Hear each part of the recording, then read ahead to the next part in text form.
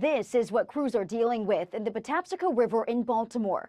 The container ship that caused the Francis Scott Key Bridge to collapse hasn't budged, and tons of debris is blocking ships from sailing in and out of one of the nation's most critical ports. This is not just impacting Maryland. This is impacting the farmer in Kentucky.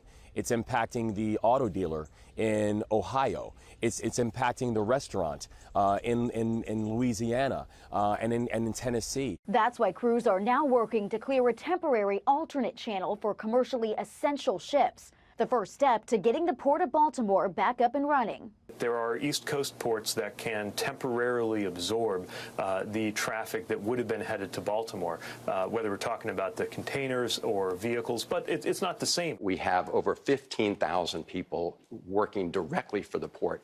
Thousands of others, their livelihood depends on the port. So opening that channel is the priority. The bridge came crashing down last week when a cargo ship slammed into one of its supports. 6 construction workers were killed in the collapse, but dive teams have only managed to recover 2 bodies. Meanwhile, the 22 crew members on the ship are stuck on board in order to cooperate with the National Transportation Safety Board's investigation. President Biden says he'll visit Baltimore sometime this week and is still calling on Congress to approve the federal funding needed to rebuild the bridge. In Washington, Rebecca Castor, Fox News.